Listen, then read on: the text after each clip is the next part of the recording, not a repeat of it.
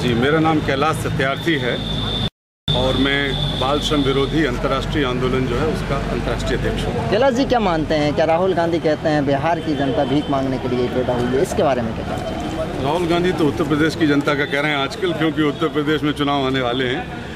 लेकिन सवाल ये है कि दिल्ली की जनता भी भीख मांग रही है। राहुल गांधी जहाँ की बात कर रहे हैं वहाँ सबकी जनता भीख मांग रही है। इसके लिए देश की केंद्रीय सरकार और राज्य सरकारें सम्मिलित रूप से दोषी हैं। एक दूसरे पे दोषारोपण करने से तो कुछ होगा नहीं। आप देखें कि केंद्र सरकार की जो योजनाएं हैं वो बिहार में सही ढंग से लागू नहीं हो रही है और राज्य सरकार की योजनाएं भी लागू नहीं हो रही हैं। उदाहरण के तौर पर शिक्षा का सवाल है। अगर इन बच्चों को मुफ्त और अनिवार्य शिक्षा का कानून ढंग से लागू होता, अगर बाल श्रम का जो राष्ट्रीय कानून है वो ढंग से लागू होता, तस्करी के खिलाफ जो कानून बने हैं वो लागू होते, अभी किशोर न्याय अधिनियम अगर ढंग से लागू होता तो ये नौबत ना आती। इसलिए राहुल गांधी जी कहें या नीतीश बाबू कहें, उन बातों का कोई अर्थ नहीं है, क्योंकि इन नेताओं की प्राथमिकता में देश के बच्चे नहीं हैं।